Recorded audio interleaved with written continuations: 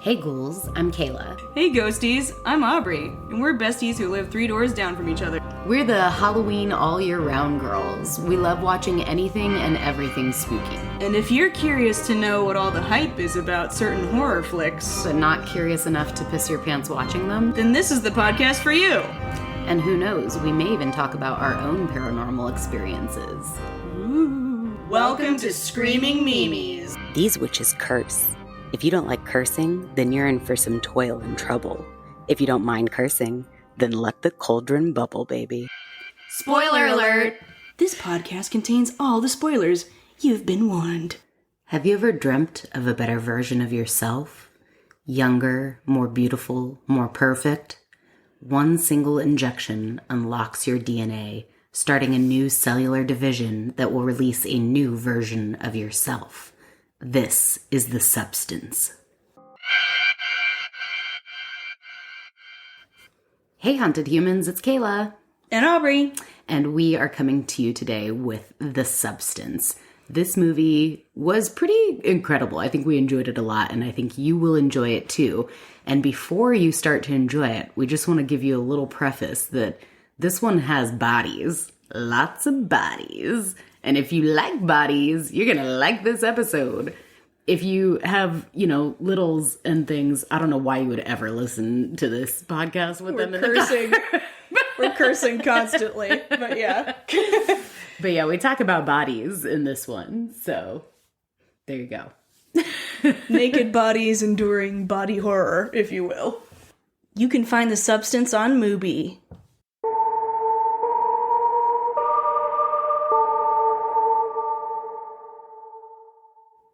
The Substance opens on an uncooked egg.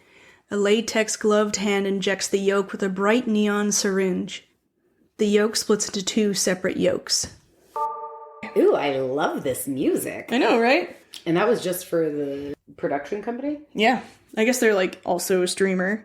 I know because they released The Fall, one of my favorite movies, Right. on Mubi, a 4K remaster. Oh, wow. It was awesome. I can't wait until it's out, on disc. This makes me sound old, but I want to get a 4K disc of it. It's wiggling. Oh yeah, I can hear it. Blech. It's giving birth.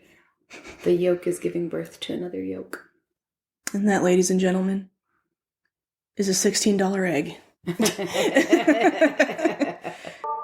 Next thing, we see the top-down point of view of the incredibly interesting process of making a Hollywood star on the Walk of Fame over a time lapse. The Hollywood star is revealed for Elizabeth Sparkle.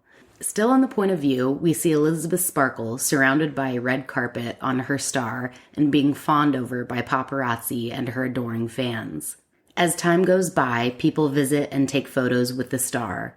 The star starts to crack and fade until the passerbys don't even stop to give her a second glance. The scene ends with a guy dropping his obscenely ketchupy burger all over the star, and we zoom in to Elizabeth Sparkle's bloody-looking Hollywood star of fame. I love this part. Super cool. Showing the full process. Yeah, making the Hollywood star. Yeah. That's pretty cool. It is cool. Elizabeth Sparkle. What a name. She was destined for greatness. Elizabeth, we love you. Oh, time is passing rapidly now. Yeah, the cinematography in this is pretty cool. Do a good job. Yeah, I like seeing the passing of time with the Hollywood star, seeing it deteriorate. Yeah. Snow. Snow in Hollywood. All right. Hell hath frozen over, I suppose. Elizabeth Sparkle's star is not so sparkly anymore. Especially not with a disgusting burger and just an asinine amount of ketchup. Who has that much ketchup? Unfortunately, my husband. Oh, God, I hate ketchup. Yeah. I am just I have never been a ketchup fan. It's just sweet and gross. I don't like it. 0 out of 10. Next, we cut to current day Elizabeth Sparkle hosting her aerobics TV show, Sparkle Your Life. We are introduced to an absolutely killer Demi Moore. Did you ever watch Jane Fonda's workout videos? Yeah. Oh man, Maria and I would watch that all the time. Well, I mean, we would dance to it all the time. Isn't she just stunning? Yeah, it's pretty frustrating. Yeah, like, let me just fact check this. She's 62. Yeah, 62. I have the fondest memories of those Jane Fonda workout videos. Rihanna would do those, and then it's also tied this distinct memory that I was playing the Scooby-Doo video game on Super Nintendo, and I always had an omelet with cheese and salsa on it. That's my memory of that. She walks down the hallway covered in posters of all of her different eras throughout the show after shooting her episode and finds that the woman's restroom is out of order. She decides to take her chances and pop into the empty men's restroom. A very loud and boisterous man named Harvey, played by Dennis Quaid, walks straight towards the camera to invade our space and use the urinal. He's wearing a very obnoxiously patterned suit and snake boots. He's on the phone while pissing, demanding to the person on the other end that they need to replace Elizabeth Sparkle because she's old, boring, and ugly, and they don't owe her shit. After he rages out of the bathroom, Elizabeth emerges from her stall and looks at herself in the mirror in shock with that 1,000-yard stare. Yeah, so this is a cool scene too. Her walking down the hallway with all of the posters of her different seasons of this show. I mean, I'm assuming that's her what different it is, eras, yeah. of her doing these workouts and her looking so young. Yeah, she's incredible. Gross. Didn't even wash his hands. Oh, Dennis Quaid's character in this is just like peak cringe. He is so appalling. Yeah. All the sequences with him are like, he's like right here. He's like in range. your face. Very uncomfortable. He has no boundaries. Yeah. I have... Oh, you mean he's playing a cis white male? Yeah. Shock. Cis white boomer male, I think. Maybe he's not. Maybe he's Gen X. I don't know. I don't know how old Dennis Quaid is. He does a good job with that. Cut to Dennis Quaid's character taking Elizabeth Sparkle to lunch to let her go. Also, how do you feel about misophonia? Oh, I'm okay. Okay, great. Yeah. Ew. Oh, this part makes me want to die. Oh, gosh. Misophonia warning. My God. Ugh, what a pig. Ugh, that is just like an asinine amount of crawfish. Ugh.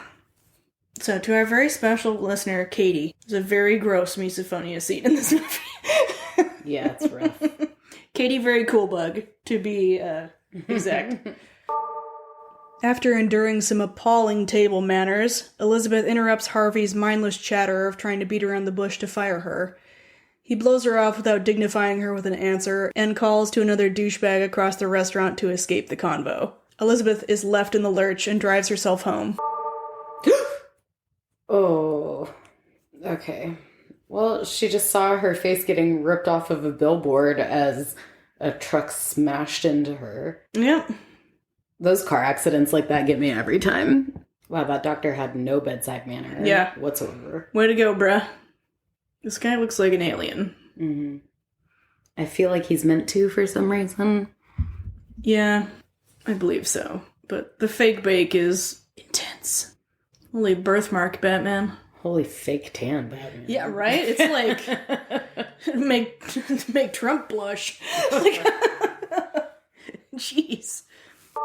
While Miss Sparkle is investigating the USB, the male nurse with the unique birthmark slipped into her egg yolk colored coat, curiosity killed the cat, and we call the number on the jump drive. Business card? Oh, more than a business card. Mm-hmm. First injection? First one's for free. Just a cool USB. The note said it changed my life. Mm-hmm. I wonder how many people have tried calling that number. Maybe we should try calling it. Let's pause. Let's do it right now. Okay. 909-555-0199. Maybe we should look it up to make sure. That doesn't seem like a real number. Me being so bold, I'm like, I'll just fucking call her right now. Let's see what happens. Oh, 909 is an actual area code. So that might... I mean, they... Verizon Wireless. They wouldn't use a real one. Be completed as dialed. Please check the number and dial again. Announcement for Welcome to Verizon Wireless. Okay. Well, we tried. Yeah. I mean, I think they're required to pick numbers that aren't real. Well, I know, like, some things have done, like, silly fan things. Yeah. Where, like, you call and they have tied it to some sort of answering thing, you know, for so many No, it was years worth or a shot. But, yeah. Whatever. Yeah. That would be pretty fucking cool, though, because they have the voice that's on the other end of the substance. They easily could have done that. Though nothing came of that for us, a man excitedly notices her and calls her Lizzie Sparkle. Of course! Don't you remember me? From 10th grade homeroom? Fred! Yeah, totes, malotes, bro! He loves her. Mm-hmm. Obsessed. Wow. Wow. What a pickup line. This part kills me. What? Why would you do that? You're trash, here you go, here's some trash. Enjoy my number that just fell in the fucking mud. I won't even bother rewriting it for you. That's obnoxious. Right?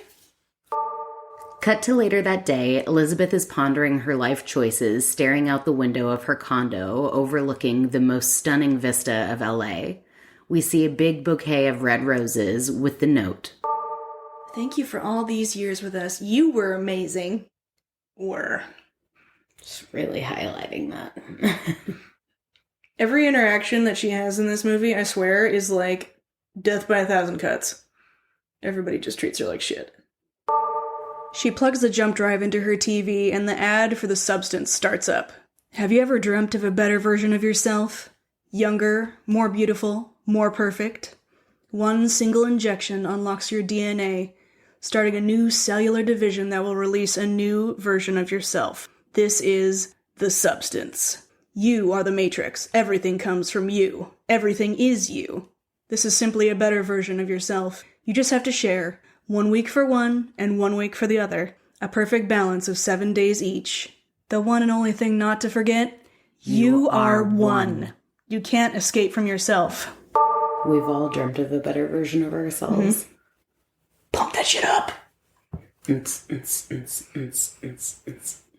butt, and then a double butt. I was just about to say, it's a butt.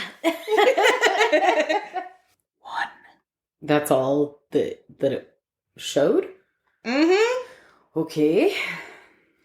Mm-hmm. But no other information, like how to get it, what it is, nothing. Mm-hmm.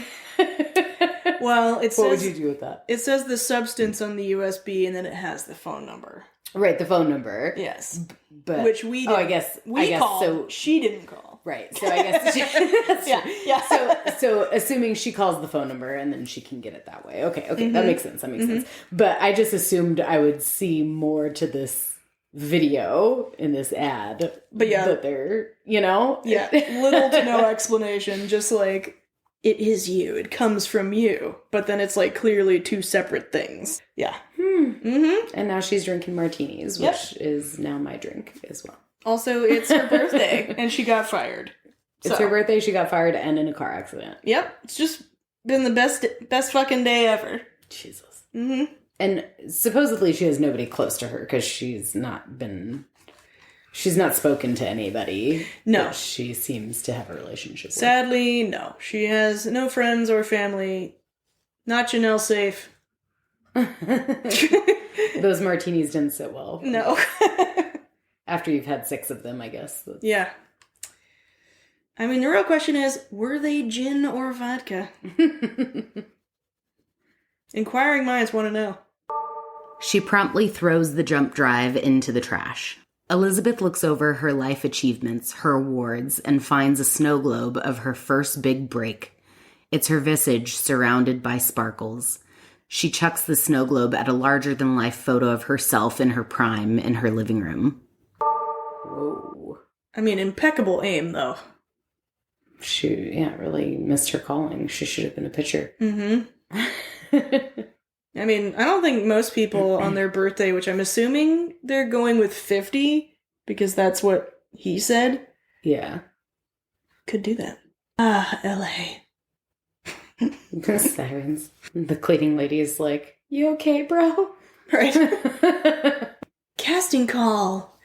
Who will be the next Elizabeth Sparkle? Looking for a youthful, vivacious woman. The very next day. She fishes the jump drive out of the trash, calls the number to find a rather robotic voice on the other end, and orders the substance.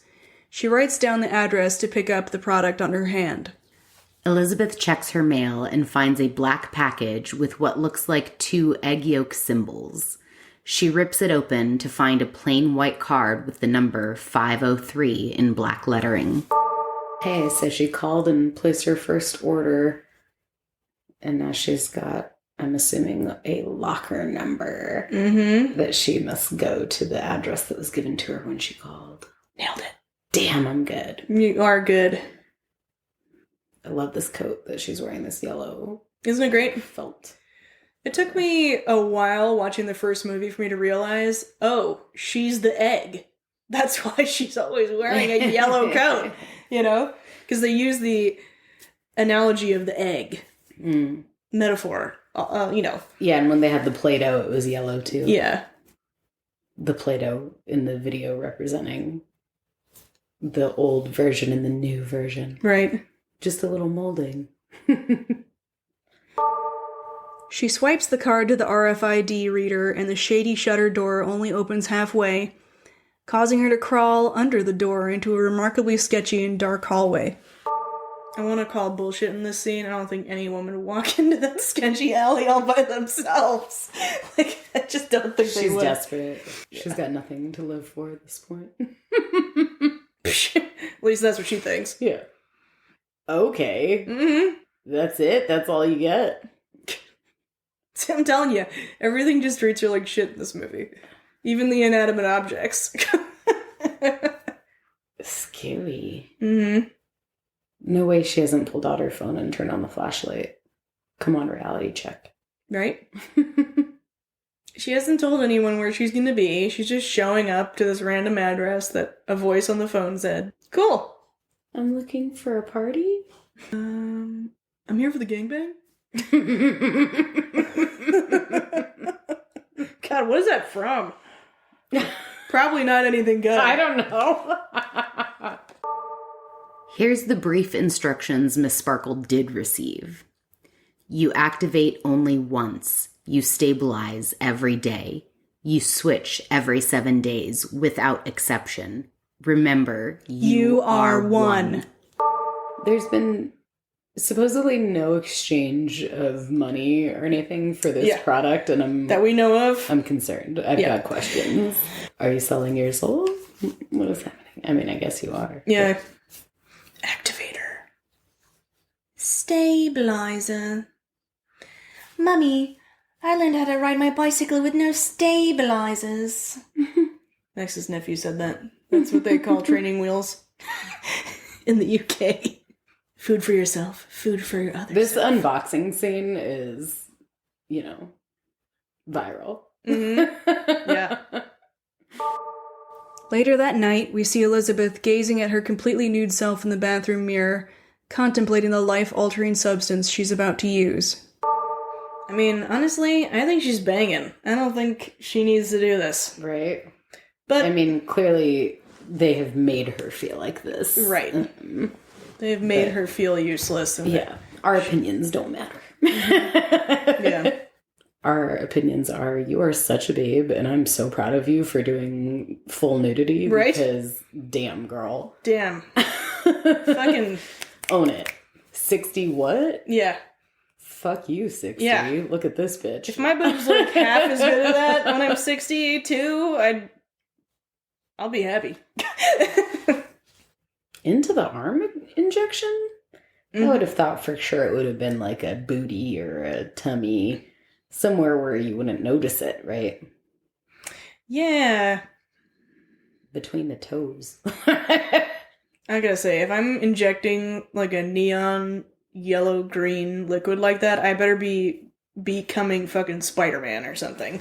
Like, you know what I mean? It better come with superpowers. It's not gonna come with beauty. I know. It looks like Mountain Dew with bioluminescence. Yeah. Whoa. Whoa. She's feeling dizzy. Oh shit, she hit the floor hard. Yeah, face first. Lying on the floor, looking like something is crawling around inside her, Elizabeth's skin splits along her spine and something writhes beneath. Then we see her face in a shock of pain, as it looks like a new iris is forming in Elizabeth's eyeball, fighting for dominance. The fight continues as we see Elizabeth's green eye being pushed around by a new blue eye. Is this transition going to be gross? It's gonna be not super gross. Definitely unsettling. It is by far not the grossest thing that happens in this movie, but it is disturbing. Now that we're zooming up on her eyes, did you know that Demi Moore has heterochromia? She has 2 different colored eyes. Oh, really? Mm-hmm. For some reason, I feel like I knew that, but I don't know why that sounds familiar. Ow, werewolves in London.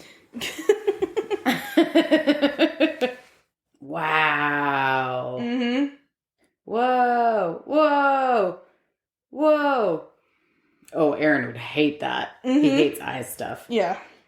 Oh, you're crawling out of your own skin. Yep. It's insane.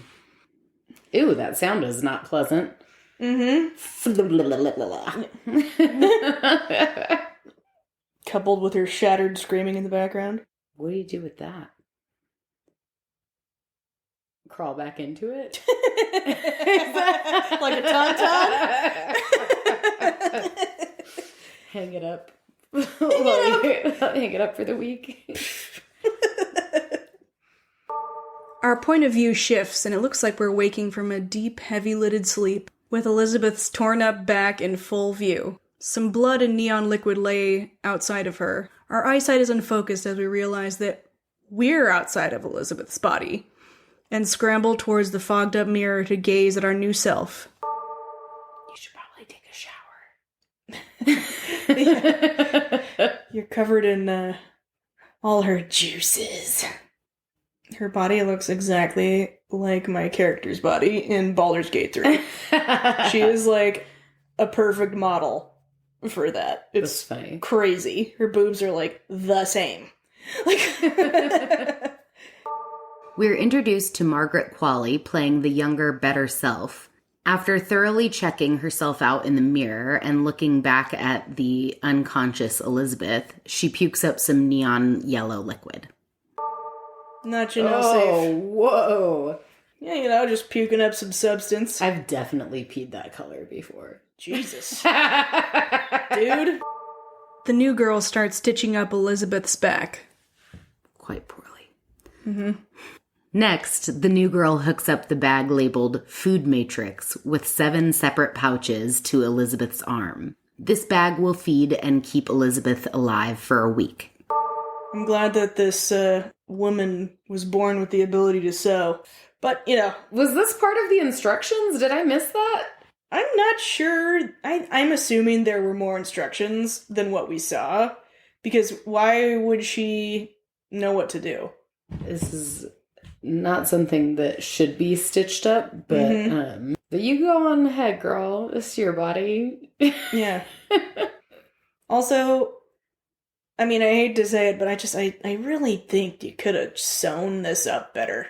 Not just like one loop, tie it, snip it. One loop, tie it, snip it. Like, is that really preferred? Like, I know sewing skin is different than sewing clothes. Yeah, I don't know. I don't know what would be preferred. I wouldn't know. Let's get Andy on the phone. Andy! It's like, how do you know where to put it? How would she know where to put the food needle?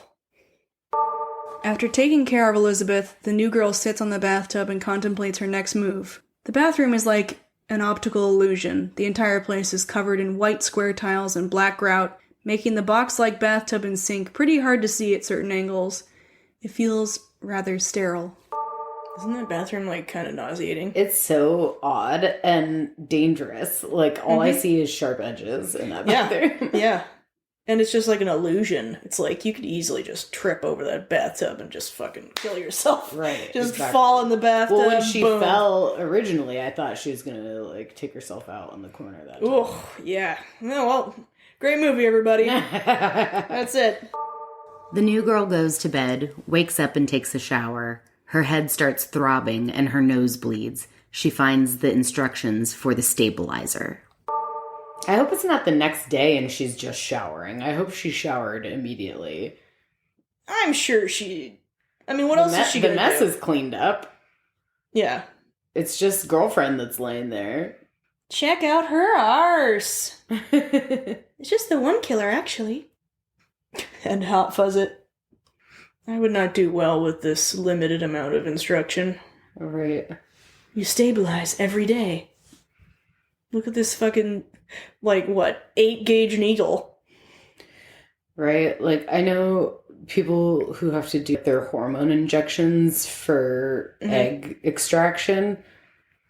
They have to do all that shit on their own, and the amount of fear they're gonna fuck something up. Right?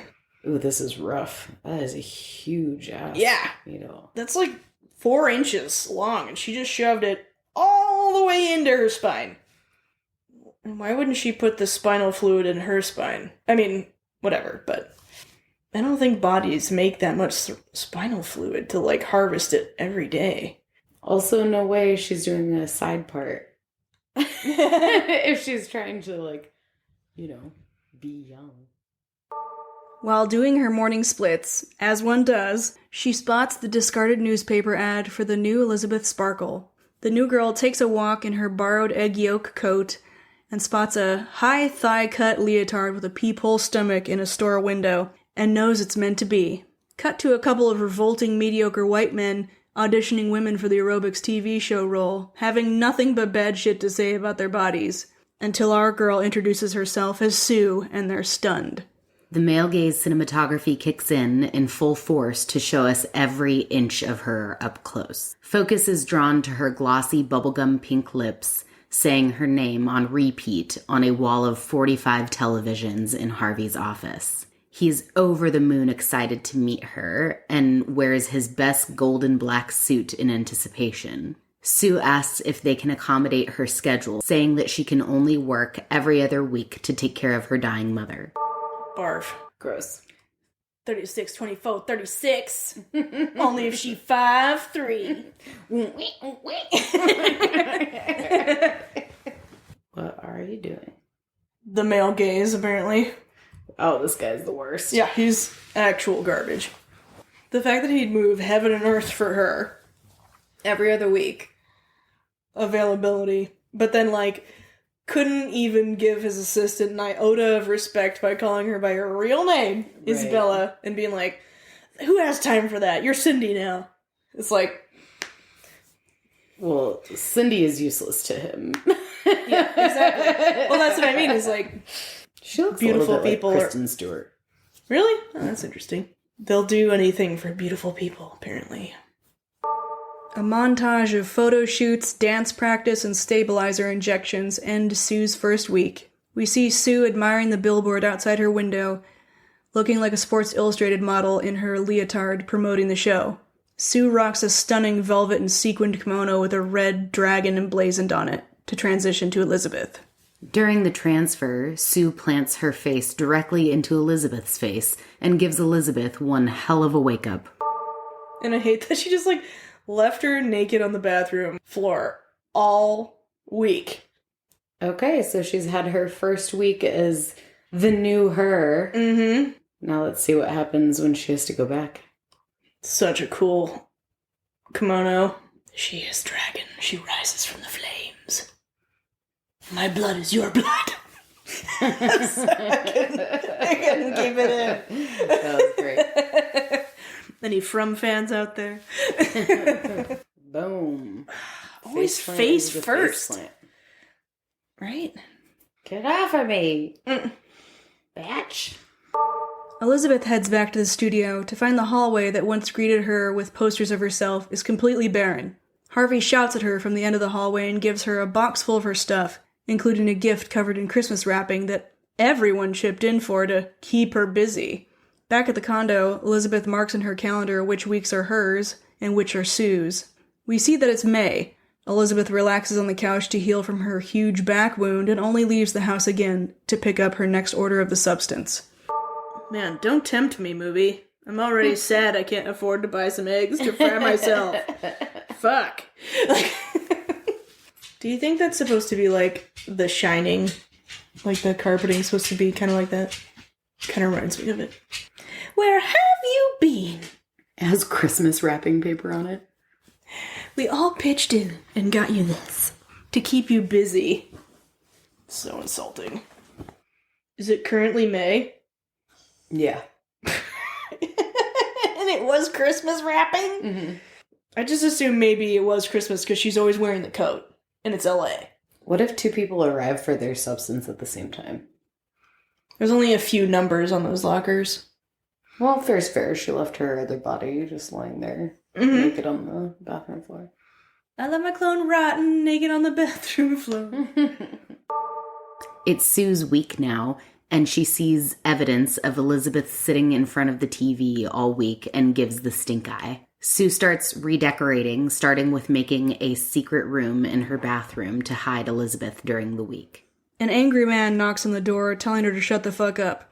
Expecting Elizabeth and being startled by seeing Sue answer the door, his demeanor completely changes to flirting and offering to help her with whatever project she's doing, with some less than subtle sexual innuendo.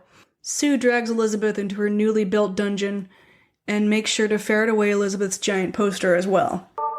Do you notice how interesting the way they film the difference between them is like, it's like they film Sue from the viewpoint of the male gaze. Mm-hmm. I'm unsure what they film Elizabeth's viewpoint from. Okay, judgy face, a whole human just came out of her fucking spine. Maybe she can take a week off and rot on the couch. Jeez. Like, she's wearing safety glasses, but still shorty shorts. Yeah, I'm just like, she's like in underwear, but she's wearing safety glasses, sledgehammering her bathroom walls out. Priorities. Yeah. Like a true picture of Dorian Gray. Let me put you in your attic. I mean your tomb. God, can you imagine? It's like the fucking rug burn across her, like, stitchy spine. Like, ugh. Now we get to see the first episode of Pump It Up with Sue, which, needless to say, is a completely different vibe to Sparkle Your Life with Elizabeth Sparkle. How are you feeling about this? Well, I'm just, like, shocked that they want them all, like, that thin and with that small of booties. Mm-hmm. You would think they would want, like, a little bit of variety, but, like, I guess that's not. They can only do one kind of diversity. Right. And that's race and ethnicity, I think, but not body diversity. Yeah. But yeah, this sequence is like... And I'm not saying that they need, like, me out there, you know, doing this shit, but I just mean, like... It'd be nice to see one of those girls twerking with a fat ass. You know? Exactly. Right. Is that so much to ask? Yeah. But yeah, when I first watched that, I felt like that was, like, such a pornographic way to represent a Jane Fonda workout video. I was just like... there's no tights under the leotards, which there normally are, so I guess that adds, like, a sex appeal to it that they're going for, or whatever. Right. Elizabeth is at the end of her food matrix while Sue is making out with a guy in the other room. Elizabeth starts choking, and Sue gets a nosebleed. She runs to the bathroom and has a brainwave. Why not just take some more stabilizers so she can get her freak on, right? The guy keeps sitting on the couch looking like he doesn't give a fuck, but musters up one single fuck to ask her, "Are you alright?" And they say chivalry is dead. There's not a shot in hell I could ever wear something like that. Or get out of something like that. more accurately. If I wore that, that's what I'm wearing until I'm dead. Right? Yeah. And it would be soon because... because I'd have a panic attack because it's so tight to my body. I would burn alive. The way she moves like that, it freaks me out. I'm like, ugh. What are you, a spider? What's happening? She's going out on a Sunday night, right? Come on. Like a responsible individual who has to body switch later that night. Party! Uh-oh. You're not home. Your house arrest bracelet is gonna start beeping. I honestly don't know how she's going to get out of that outfit in order to skoink that boy bee.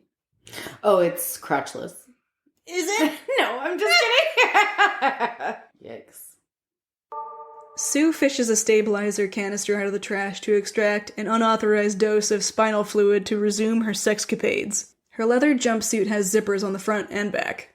Looking up at her booty, we see the guy unzip her from the neck down as a pile of gore tumbles out and onto the viewers' faces. It's not gonna work. I like that shot a lot. It's It's a cool shot. Whoa! Oh, God. Whoa! Right? You okay over there? Well, I'm just like wondering, that poor guy. Right?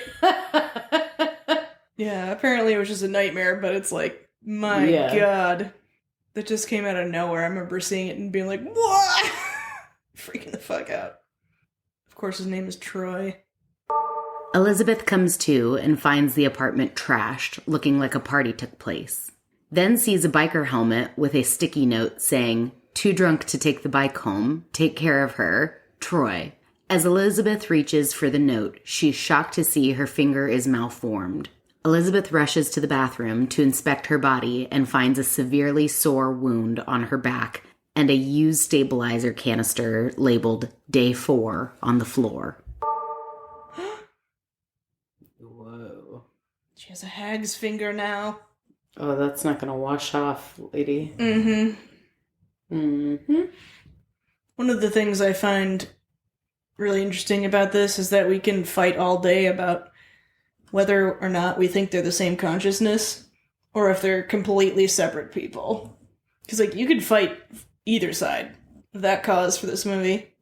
Yeah, I'm curious to hear what the common consensus is, but I feel like they're the same consciousness. That's what I assumed. Elizabeth complains on the phone that Sue misused the substance to buy herself more time and hopes they can fix her finger. The robotic voice on the other end says, "What has been used on one side is lost on the other side. There's no going back." He reminds her that they are one and they must respect the balance. Elizabeth rage cleans and throws the helmet out the front door. She spots Sue's new show on TV and turns it off. Isn't that wild? Yeah. He filmed it like that. That wasn't just for our sake. That's what's on TV, that pornographic dance video. Well, and so what I was thinking was... It's like I can see her womb. What I was thinking when they were showing this originally, and you're like, what are you thinking right now? And I was thinking about the, different bodies and stuff. But what I was really thinking is they wouldn't really air this on regular TV. Right. But then I was thinking, well, I guess a streaming service could have this or something like that. I was just trying to imagine where are they sending this content to, right. What daytime TV is like, yes. The next door neighbor horn dog tries to ask Sue out. Elizabeth ignores him. Elizabeth goes to pick up her next order of the substance. She hears some disembodied voices in the warehouse, runs away, and pops into the closest business to escape. Gross. This guy is such a pervert. What is she hearing right now? I don't know. Fucking ghosts, apparently. Ghosts of substances past. I don't know. Okay, snores. Mm-hmm. She's ripping it over there. She finds a coffee shop and an old man across the way notices her. She recognizes the birthmark on his hand as the same one as the male nurse who evaluated her for the substance. He attempts to talk to her for camaraderie, but she's just freaked out. He says, "It gets harder each time to remember that you still deserve to exist. You still matter." She starts to run out as he asks, "Has she started yet? Eating away at you?" Elizabeth bolts out of there so fast that she runs right into Sue's fuckboy leaving the apartment. Whoa. So she's just seen her first, well, what she recognizes as her first sighting of somebody that also uses the substance. Mm-hmm. Recognizing by the birthmark-like marking that they are getting from the injections, I assume. Mm-hmm. He just has that birthmark, but she had a different one. Oh. Mm-hmm. Scary. Right? But yeah, he has that birthmark. She had 3. Yeah. And so does Sue. Yeah. Wow, that guy looks just like a kid I knew all growing up. Yeah? Was he also a fuckboy? No comment? I cannot comment. Your giggles speak volumes. What an asshole, though. Just to, straight up yell at some lady that's just accidentally ran into you. Everybody is such an asshole to her in this. Yeah. Well, it's really trying to give the representation of, you're not worth anything to the world after you reach a certain age. Mm-hmm. Not even the electronics give a shit about you. Mm-hmm. Elizabeth looks through boxes that Sue labeled Elizabeth's old junk and finds the raggedy piece of paper with Fred's phone number on it. She calls him and sets up a date for later that night. Oh, wow. Oh, don't do this to yourself.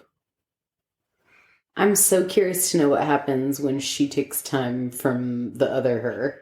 I feel like this sequence is so sad because it's instead of doing the substance, she could have just started making friends. Right. Started going on dates. She could have tried to have a social life. Like what she's trying to do right now. She could have started a TikTok. Yeah. Fucking for real. God, she is so gorgeous. I know. The red on her is She's killer. She's killer in red. After getting dolled up for her date, Elizabeth self-sabotages when she sees the billboard of Sue and thinks she is just not worthy. She has a full Mentee bee, violently tearing off her makeup and crying in bed while Fred, ever the gentleman, keeps texting her to see if she's okay. Seriously, those are NPC boobs. Telling ya. This can't be real. Don't overthink it. What time is it? Oh, I didn't even look. 307, 305. 315? Do you know what it is? 315. Fuck. Gotta live your life. Go and do something fun. Get out of your own head. You know what it is? It's when they're filming the version of her that's supposed to be the younger her, she's into herself. And when they're filming this version of her, she's very clearly so uncomfortable in her own skin. She is not into herself, I mean, I understand what you're saying about the male gaze and everything, but I mean, if we put it more to just her self internally, she can't handle it. I hope you know that if you ever feel like this, I'm here for you. And I'll tell you to stop doing that because you're beautiful. Oh, so heartbreaking. I know. It's visceral. From the point of view of a rotisserie chicken inside the fridge, we see Elizabeth open the door and reach in to eat her feelings. Cut to Sue's week, and she exuberantly starts filming her next episode of Pump It Up. In the middle of bending over, Sue feels a big boil pop up on her booty as she shrieks and cuts. It fades away just as fast, but not before the producers notice something happened on camera, and in that instance, ask for a frame-by-frame replay of her ass. Some puke noises were made. Sorry, we couldn't control our not Janelle safe noises for this one.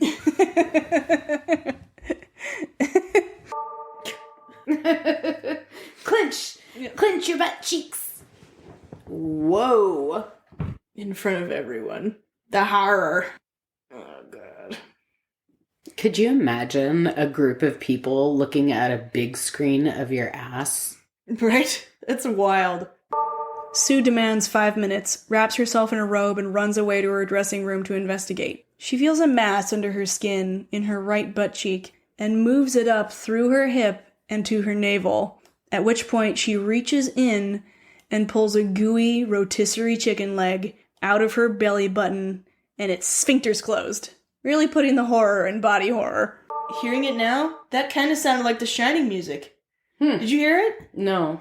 It kind of sounded like it. You know, it does look like a liminal space. I think that's what they're going for. Ugh, this part is so gross. What is that? It's huge. I guess you could say I don't do well with the stuff crawling under somebody's skin thing. Yeah, I don't like the skin stuff. It definitely is. Oh, what the fuck? What the fuck? What the fuck? What are you doing? Oh my gosh. Oh, God. Her eyeshadow is beautiful. Focus on the good parts, Kayla. That nail polish, though. Oh, what is that? Cluck, cluck, motherfucker. Oh, no.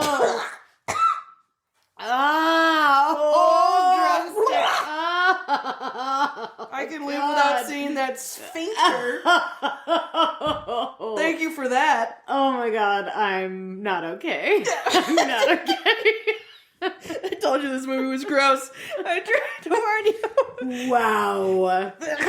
Fucking gross. Why would they do that to drumsticks? Right? I know. Good luck. Good luck with your rotisserie chicken later. Thankfully, that's already taken care of. Oh, good. Glad you already used it. I made soup already. Oh, jeez. Wowza. But yeah. That was a hard one to watch. Mm-hmm. I heard about the chicken incident. Oh, God. But yeah, again, that was like another nightmare. Like, somehow some weird, like, intrusive thought memory stuff is, like, melting through. Waking from her nightmare, Sue finds that Elizabeth left an entire chicken carcass strewn about the living room for Sue to find. She rage cleans it up and yells at the robot on the phone about it. He reminds her that they are one, and she hangs up. She goes to work and finds no one there. The guy in the studio tells her Harvey wants to see her in his office right now. No time to change out of her skimpy leotard, of course. The scene feels very predatory as Harvey says, "We can't keep you on the morning show." And then he tells her the ratings are through the roof and they want her to do the New Year's Eve show. Without even glancing at her calendar, she excitedly accepts. Sue starts talking to Elizabeth while she extracts more of the stabilizer, trying to comfort her, or maybe herself, about taking so much from Elizabeth in the name of opportunity knocking.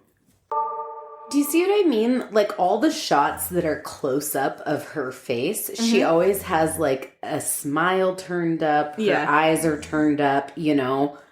Whereas all the shots of Demi's character are all turned down in a frown. Oof. I know, it's so gross. If she dies, you die. Oh. Yeah. I want to see this No, part. don't watch it. Don't watch this part. I won't be able to unsee it. No, so no. I'm not. I don't need to see. She's still doing it. Okay, it's done. She just is extracted out of that disgusting pussing wound and put that into her body. I know. Blech. Fucking gross. Oh my god, the honks. I know. Girl.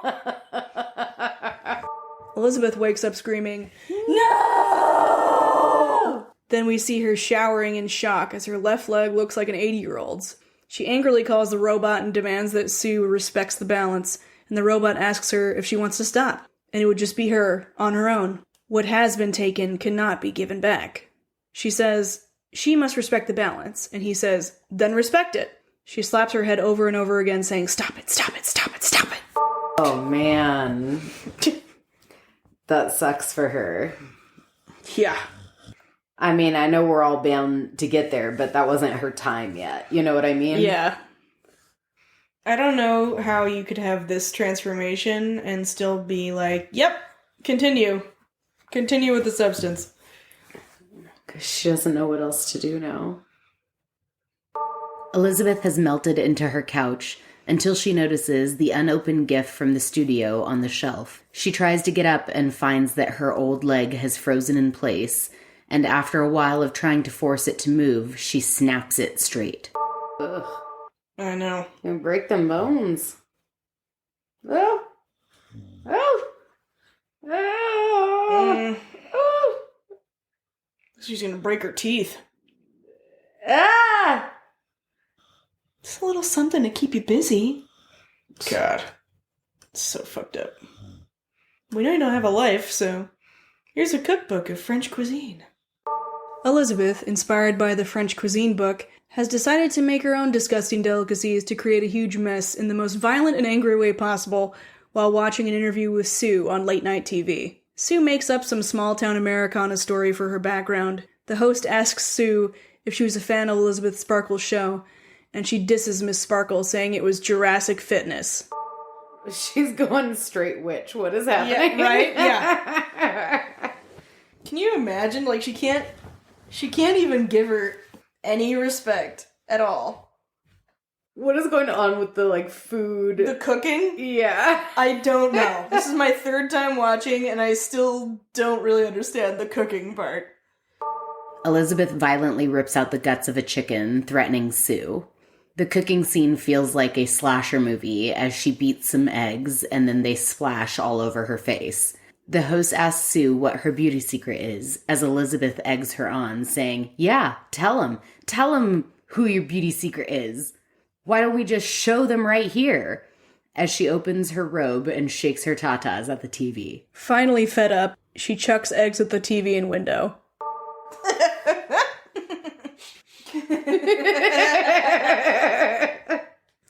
There were some questionable things about this. Yep. There were some questionable things about this. Whatever, you loved it. I'm starting to remember. Yeah, like, whatever. Oh. She's paper macheing her window with eggs. With eggs. Must be nice having egg money. Egg paper mache money. This movie is why eggs are so expensive. So many eggs were destroyed in the making of this movie. We thought it was the bird flu. It's actually the substance. Sue wakes to find the biggest, nastiest mess yet with food everywhere. She also finds the TV and window completely newspapered up. Sue has had it and brings in several mason jars to drain Elizabeth of her cerebral spinal fluid out of her repulsive, pussing wound in her spine, calling her fat, ugly, and disgusting as if she's not the cause of it. I think the purpose of the cooking, like, I don't think there's any more purpose aside from just, like, making a disgusting mess. But, like, there's easier ways to make disgusting messes than cooking several French meals. She's not fat. She's only gross and old because you did this to her. Oof. Yeah. I mean, I'm no doctor, but pretty sure it's not a good thing. My sister, when she had her daughter, the anesthesiologist pierced her cerebral spinal fluid, like, wrong or whatever, for the Epidural. epidural, yeah. Every time she, like, after she gave birth, every time she sat up, she would just, like, faint. Because there was, like, basically a leak. Wow. Yeah. Took a while for that to come back, so. That's so scary. Yeah, it's freaky. I cannot say I know what it's like to experience an epidural. I did not have that with either one of my Jeez. deliveries, but I hear that it is quite painful. 3 months later. We see a teaser ad for Sue's New Year's Eve show and then see Sue gazing outside her window at her billboard for the new show. A guy we presume is her boyfriend comes up from behind her and holds her. In the bathroom dungeon, we see Elizabeth's body is covered in a blanket surrounded by empty discarded food packets. Sue goes to refill her stabilizer and finds that the canister she pulled is brown and goopy looking. She looks like she's going to be ill and panic calls the substance line.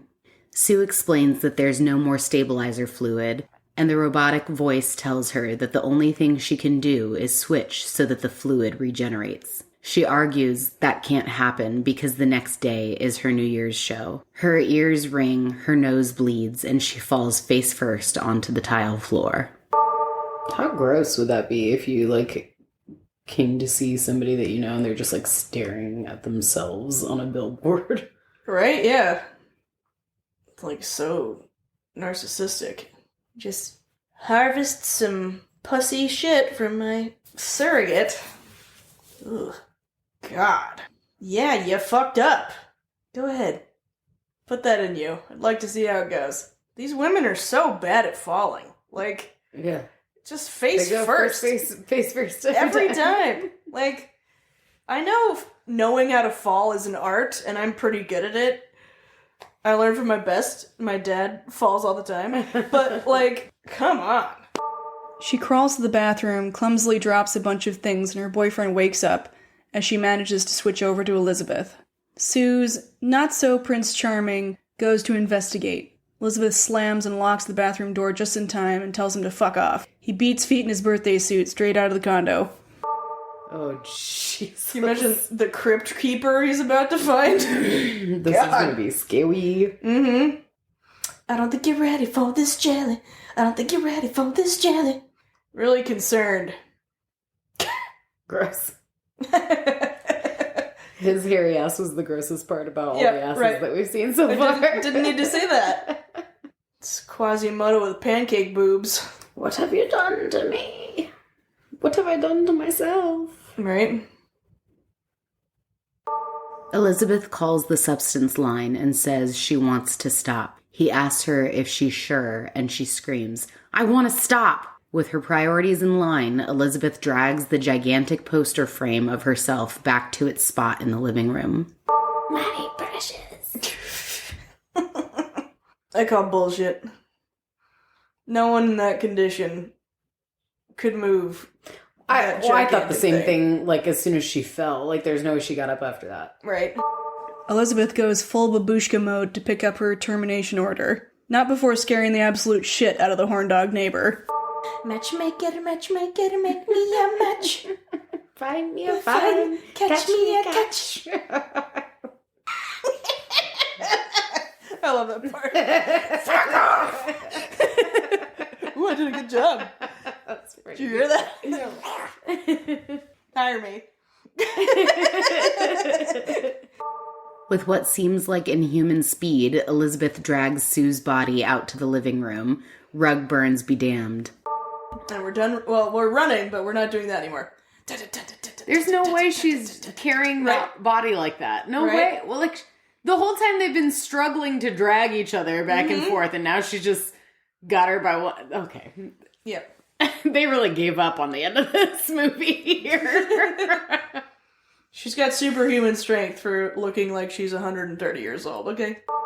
Elizabeth opens the package and finds a card that says, "We're sorry you didn't appreciate your experience with the substance," along with a black syringe labeled termination. Just as Elizabeth is about to plunge the syringe into Sue's heart, she hears the robotic voice in her head asking, "Are you sure? Once you stop, you can't go back. You will simply remain on your own. Just on your own." Reeling, repeating "on your own," until Elizabeth screams, "Shut the fuck up!" and stabs the needle into her heart. Elizabeth squeezes the syringe down to halfway and starts questioning herself. She glances around the room and sees a huge bouquet of red roses with a note that says, "Break a leg, they're going to love you." And then she sees the New Year's Eve billboard. She pulls the syringe out and frantically tries to bring Sue back. She says, "I need you. I hate myself. You gotta get ready. It's our big night. You're the only lovable part of me. You have to come back." Termination. I can't imagine having this thought at the 11th hour. It's so wild. While attempting CPR, blood comes out of Sue's nose and Elizabeth scrambles to get the transfusion line. She hooks herself up and plunges Sue's side of the line into her heart.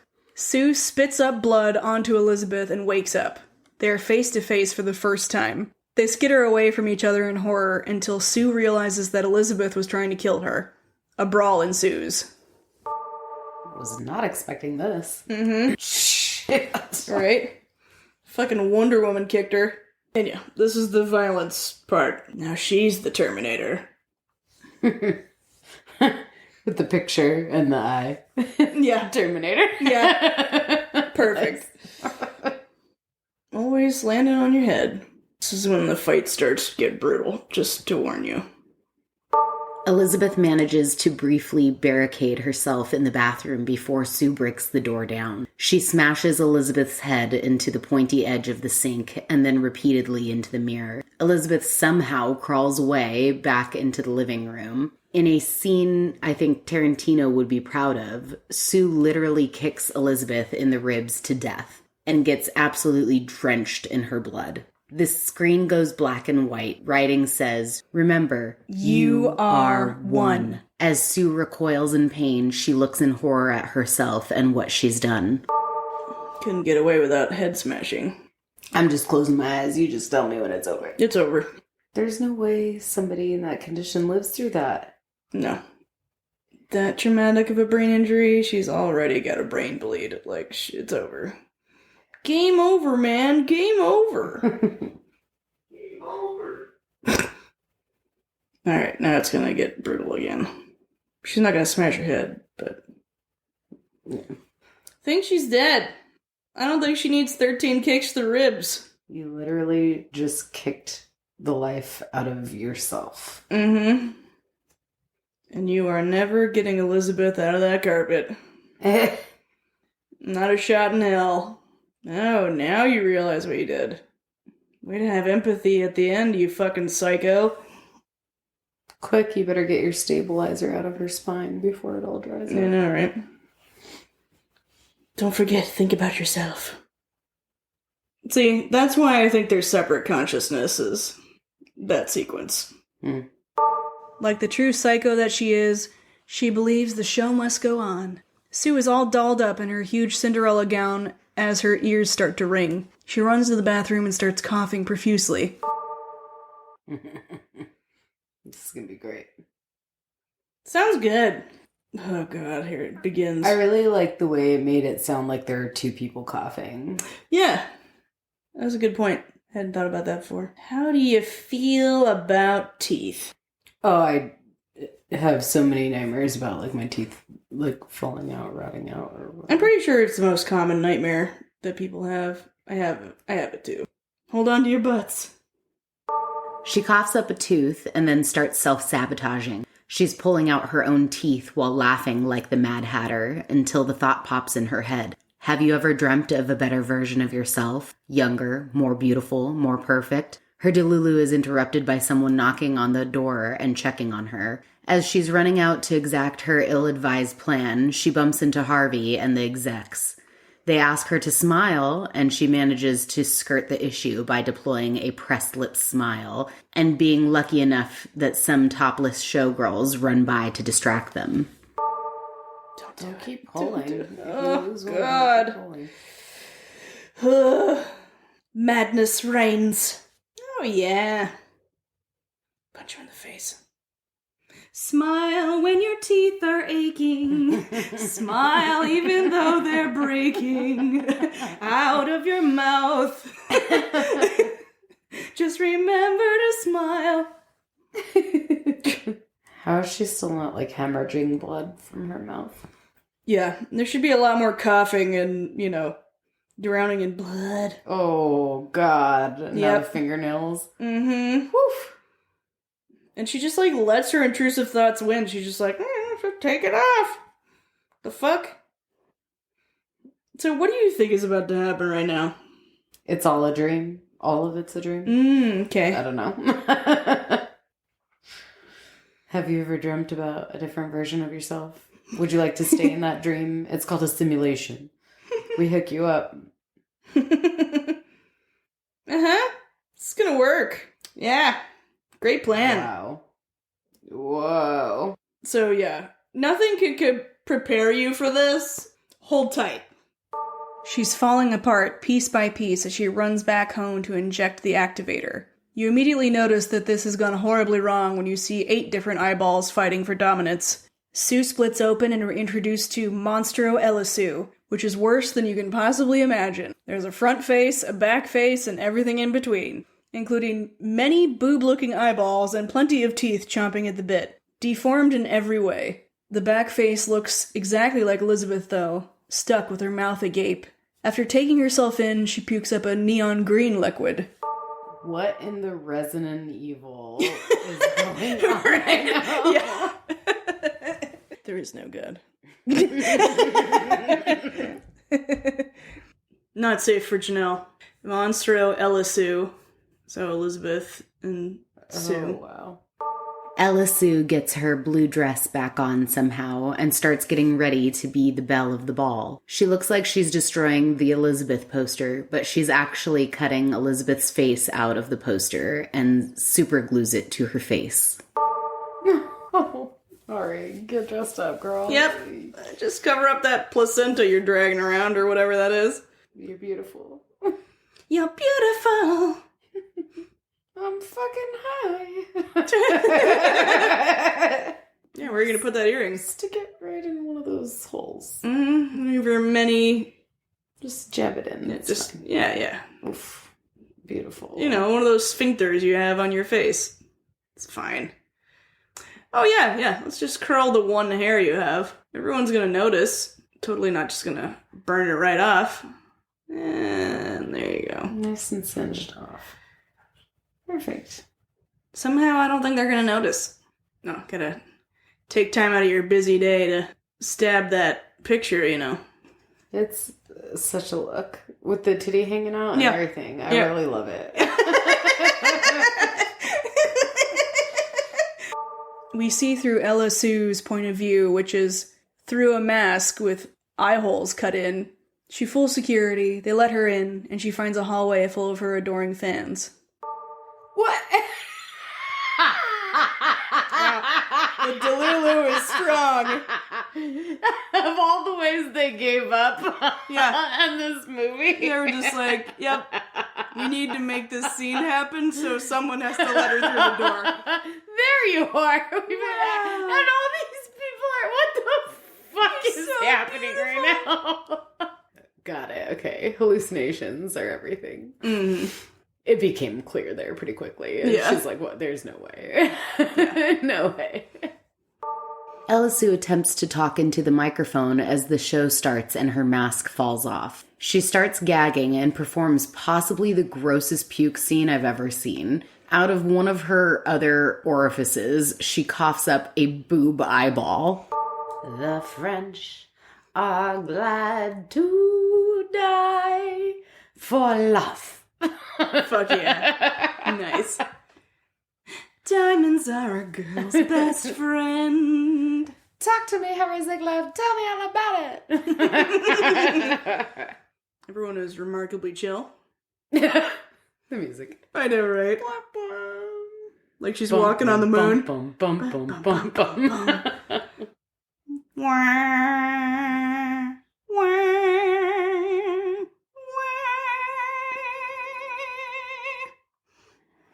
Happy New Year. 2025's looking great, guys. Oh, not Janelle Safe Actions coming Yep. up. This is a very not Janelle Safe movie. Oh, God. Oh, what, more? More of this? Oh, God. Oh, God. Is she puking up a titty? Wow. Oh. Oh, my. Oh. That guy's face is how I feel. Titty eyeball. Titty eyeball. Cut to commercial. Cut to commercial. That's all, folks. Panic breaks out and a guy knocks her head off in a gore fest, only for her head to grow back, a la The Thing.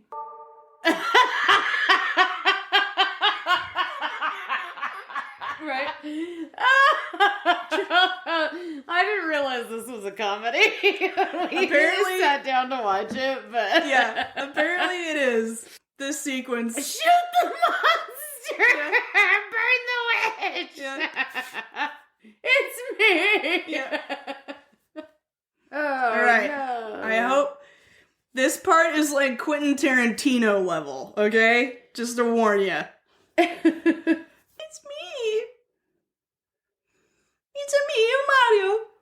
I mean, for how long it took her to beat the life out of the, like, supposedly, like, miserably old version of herself, for him to just be able to whack a head off and explode like that. But, like, clearly this is the thing, you know? Yeah. This is a totally different thing. She's just like... Whoa, wow. Yeah, that's what I'm saying. This part is, like, Quentin Tarantino level. So, you have to, like, just disassociate. Well, I'm just... You know? It's really... I'm trying not to just make it all laughs. I think this part is supposed to be funny. I mean, it's definitely funny. I mean, yeah, it's got, like, metal in the background. And she's just, like, fucking spraying a fire hose of blood everywhere. There's, like, a little bit of a mix of two of my favorite movies going on in this scene here. Yeah. Describe it to me. Like, it's a little murder party, the chainsaw murdering scene. Yeah. And then also a little Repo the Genetic Opera. Oh, yeah. And the, like, blind mag taking herself out on the stage. And now it's the shining hallway for sure. She's still alive? Blech. Just an explosion into puddle. People puddle. Just a gore puddle. Monstro Elasu falls into a gore pile outside of the studio, and the back face, which looks like Elizabeth Sparkle, sprouts some entrails that work as scuttly little feet and crawls up on top of her Hollywood star. She's having visions of her fame as she melts into her star. In the bright light of day, a mini Zamboni street cleaner wipes away the gore, revealing Elizabeth Sparkle's star immortalized forever. It's just like a face and a brain. Yeah, she's straight up like... She's octopus in it. She's just like the spider head from The Thing. Except octopus head. And it all ends where it began, on her Hollywood star. Yeah. It's so symbolic. Well, her fame and acceptance were the only things she ever cared about. Oh, we loved you! Brava! You were amazing! That thing was effective. Alright, we're gonna get one of those. Haven't seen that on the TikTok shop. Yeah, right. Well, that was fantastic. Wasn't it cool? I didn't realize I was getting myself into something that was going to make me laugh so hard. That was pretty great.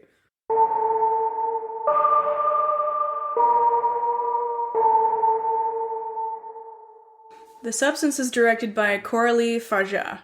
This is my third time watching it, so I did really enjoy it. The first time I was like so blindsided by it. You know, I didn't know what to think or feel for like a day or two, and then I was like, wow, the movie was powerful, you know? Like, they did a really great job just showing the amount of suffering a woman in America is willing to go through to be young and beautiful. And adored. Adored, yeah. Yeah. And to feel, like, needed and loved. I mean, think about all the beauty products we're constantly being marketed all the time. Yeah. It's like the number one thing that at least American society cares about. Oh yeah, everything is about a woman's appearance. Yeah, I'd heard about this movie a handful of times from different sources, but my favorite podcast, they talked about it a lot on Armchair Expert because of the themes of what a woman can/should, in quotation marks, do to maintain the appearance that society wants from them.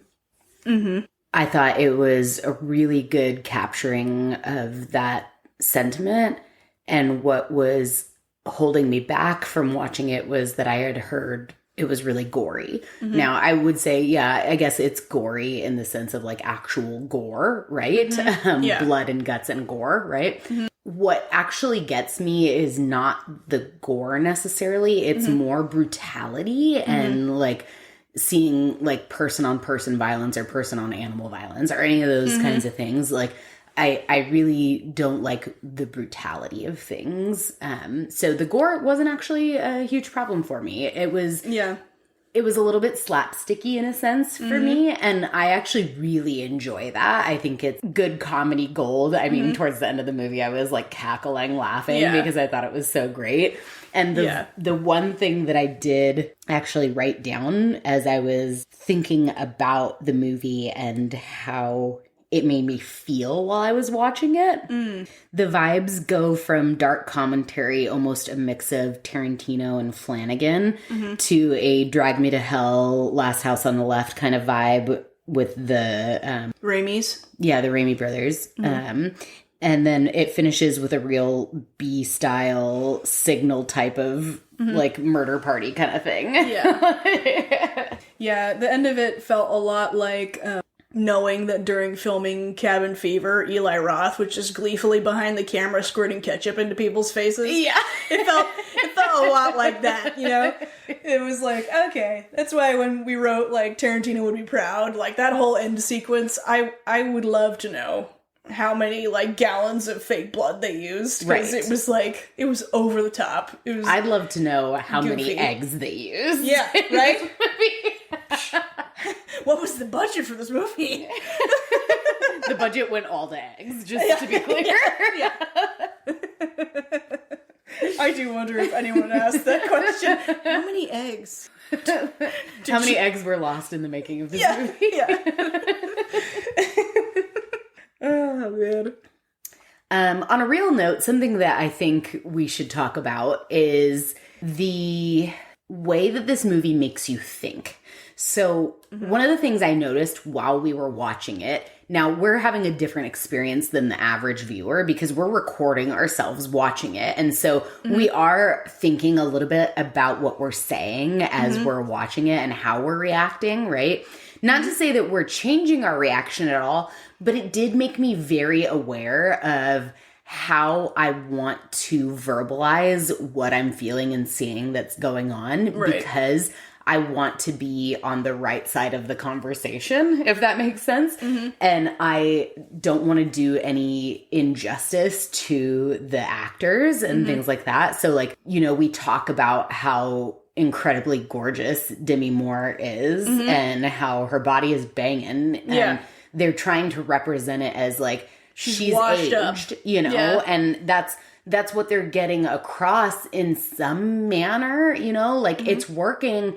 But at the same time, like, we still think she's gorgeous. So, like, what is that disconnect? You know, it makes it so interesting because it's like, yeah, I see what they're getting at, but also that's not how I feel about it, you know? And it's just, it's such a bummer that that is, like, the societal, or at least what we've deemed to be the societal thing. And I guess what I'm getting to is, you know, we say that society puts these pressures on, but I think if you asked an individual in society, it would take you a long time to find somebody who goes, yeah, no, that's a gross body, you know? Right. It's kind of like that moment in Barbie when Margot Robbie is like, she's trying to say that she's ugly, and they like note to it. And they're like, we know that Margaret Robbie saying this is like ridiculous. Saying that she feels ugly is like totally ridiculous, but here we are. Yeah, it felt kind of like that. I also think that maybe, you know, that really just feeds into the male gaze part of the conversation because, like, we are, in fact, women. Yeah. And we're like, wow, she looks amazing. Yeah. You know, because we know how much work it takes to try to look that good, you know? Yeah. And men don't. Every turn in this movie, everyone that's male treats her like shit. Like, with the exception of Fred. Well, even Sue treats Elizabeth like shit. You're right, yeah. Like, everyone treats her like shit and like she's not worthy. And I think that's just supposed to be talking about how society feels. And I think that what they're trying to say is that society focuses on the male gaze. When we were talking, and I was like, I think the shift is that when it shifts to Sue, it is absolutely filmed from the male gaze. Because, I mean, it feels like a Diet Pepsi commercial. Oh, yeah. Or it feels like almost pornographic. They zoom in so close on her absolutely flawless body. It feels weird and, like, invasive for us. And then when it shifts to Elizabeth's point of view is filmed from her confidence level. That's what the director said. Right. So it feels more real and more raw. And that's why you see her standing in the mirror naked and she's looking like so depressed about it. And it's also why we can relate to it, because we all have confidence moments where we don't feel it, you know? We don't see women in that stage, like, represented in film and TV. You're only valuable in film and TV when you're under 30, you know, in your 30s. And then after that, it's only when you're, like, in your 70s, you know, and we need you to play this role of granny, you know, or whatever. It's kind of frustrating because we are starting to get more representation. We are starting to get there, but it's like society has not shifted, you know what I mean? And it's just a little sad. Yeah. Yeah, women are still not allowed to age here, that's for sure. But, I mean, we also live in an individualistic society that doesn't value elders at all. Yeah. So I feel like that might be part of it. And that's definitely a huge, like, America thing. Yeah, like, that's a USA thing. I know that there are many other countries that do a whole lot more for their elderly and care for their elderly. I wish we did better in that sense. I wish we did better on a lot of things. Yeah, right. I wish we took care of literally anyone in America, but, you know, whatever. This was a longer movie, but well worth it, because I don't feel like there was anything that was unnecessary. Everything that was a part of it was there to make a point. Everything was very deliberate. The attention to detail of, like, literally every person, thing, object was out to ignore Elizabeth. Didn't want to be a part. You know, just, like, didn't see her value at all. Right. You know, I thought that was an interesting point. There's basically no jump scares in this movie. Yeah, I was going to say, screamies-wise, I'd say it's like a 1. It's really not that scary. It is a little gory. And if you find gore scary, then I'd say it's like a 3. But I don't find gore scary necessarily. Yeah. So it's like, it's a different kind of gore. This is like self-inflicted gore, which is like a completely different realm. It's kind of similar to The Thing, I guess you would say. You the ick. That kind of body horror is somewhat similar. Yeah. But yeah, it is a totally different animal because it's not people just, like, killing each other. Yeah. So it is a different vibe. I definitely wouldn't say it was scary. It's just more... It's more a horrifying take on the state of our society. Yeah. Than anything else. Unsettling. Yeah. It's unsettling and it's sad. And it sits with you for sure. I mean, I thought about it. I mean, I've still been thinking about it. We've recorded this days ago. Yeah. Like my schedule has been crazy, y'all. I'm sorry. Yeah, I would say Mimi's, though, story-wise, this was a great one. Yeah. I would give it 5. There's something that I didn't say while we were recording. And that is that you're also beautiful. And if you ever feel like she felt ripping her face off, I'm here for you too. And you just call me and I will also tell you, stop it, you're beautiful. I don't know why I did not register you speaking those words to me when we were recording, but I definitely had the thoughts later on of like, oh duh, obviously I love you just as much and I think the same of you and I would help you out in that situation too. Thanks. I'm glad that we have each other. That was definitely the hardest part of watching all of this. It's something that you even said in the reactions was she didn't have to do this. She could have just started investing in making a life for herself with good friends. And she had no one. She didn't interact with anybody that knew her, other than that guy that knew her in high school and hadn't seen her since. Yeah, it was so sad. It's like, was her work so busy that she pushed everyone away? There was nobody in all those years of doing that show that you got close to, you know? Right. It's just, she had nobody to talk to through this. Yeah. And just like unbelievable to me. You know? And I wonder, too, if part of that is a representation of the fact that, like, we don't say that we're feeling those things, you know? Like, I don't come to you on the days when I'm feeling gross about myself and say, like, I'm feeling really shitty about myself today. Like, I'm hating the way that I look. My arms are bothering me. They're, too chunky. My legs are rubbing together and I can feel it and I hate it. Yeah. I don't tell you when I'm feeling those things, Yeah. So maybe it is a bit of a representation of like, we take it on as women, like we take it on and we solely internalize it and we don't share how we're actually feeling. And we do just like try to do it all ourselves. Yeah, I think that's probably a good analysis. I swear, anybody in that situation, like, please go to therapy, join a club or something in which you might run into people and make friends, or like find a hobby. Like, her only answer was to literally completely modify her body. Right. And then once she realized that wasn't going exactly how she wanted to, her only other option was to like go on a date with a guy who couldn't even be bothered to give her a clean, like, unmuddied, disgusting piece of paper with his phone number on it. Right. Like, come on, Like, if you're ever in a situation like that, like, please reach out. Like, you don't have to internalize everything to that degree and then, like, make this huge decision, like The Substance. She did that all by herself, which is wild to me. She got the ad for The Substance, and then she sat on it for a bit, and then she did it. And she didn't talk to anybody, anyone about it at all.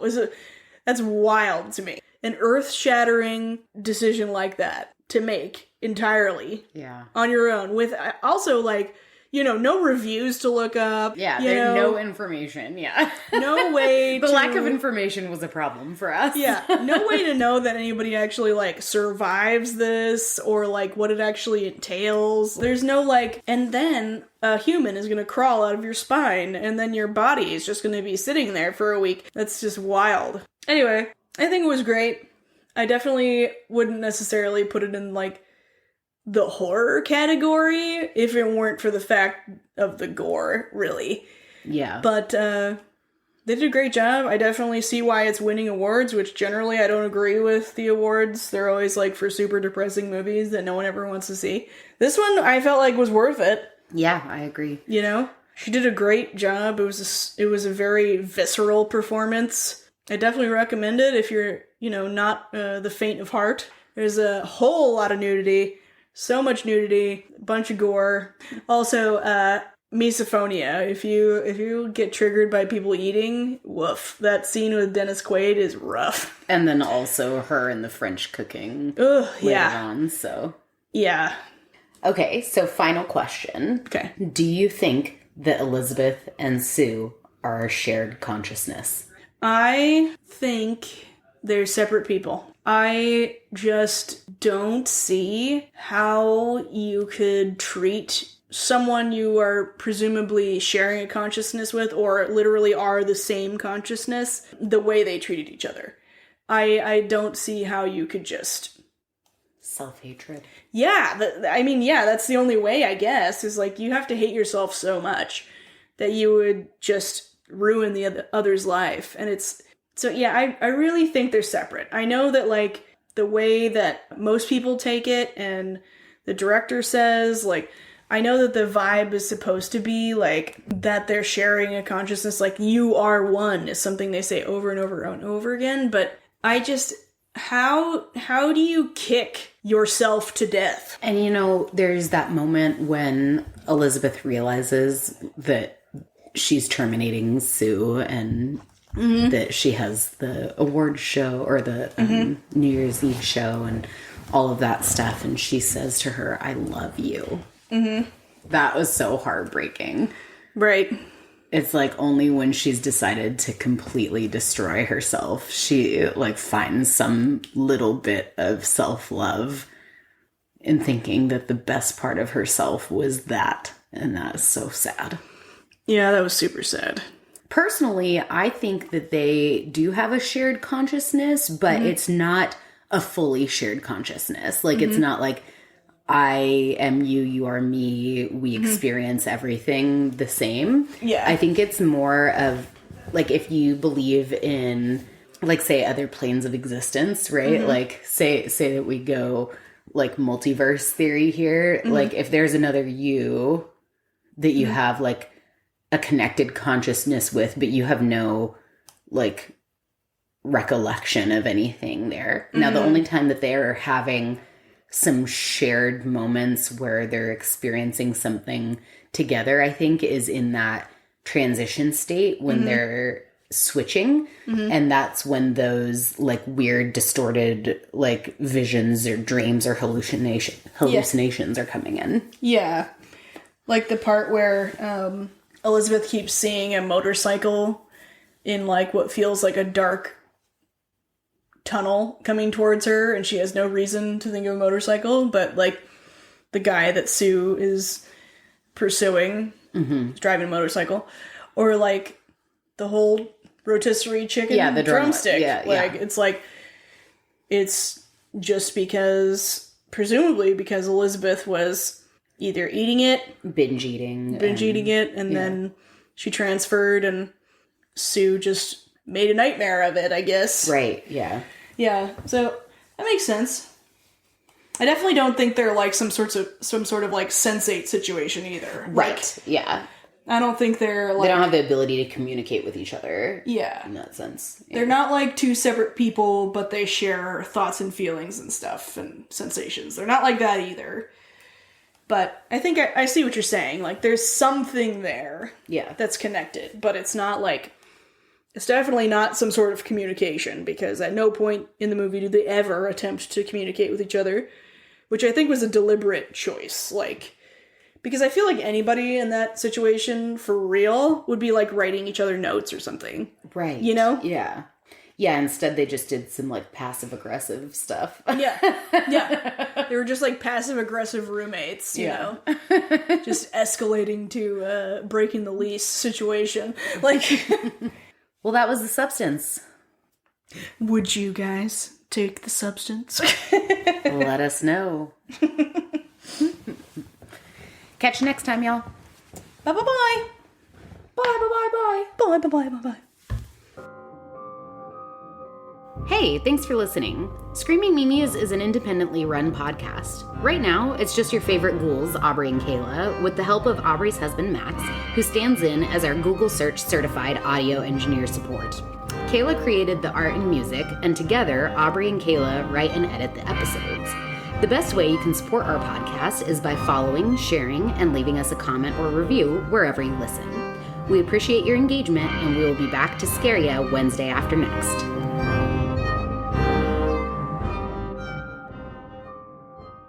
Is that one of the cats? What? That I'm hearing? Yeah, okay. Oh, yeah. I could hear it in the background, but I thought it was precious. I mean, we get so much Lana. Yeah, I'm trying to get a kitty in there. Yeah, right. It's just going to be an errant meow in the background. Friend of the podcast, kitty kitty meow meows, everyone. Friend of the pod.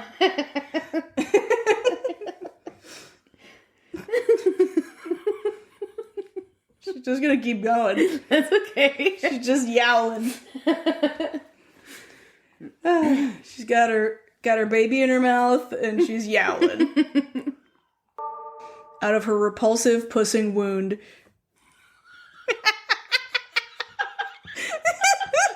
Sorry. Ivan was turned away because I didn't want to look at you.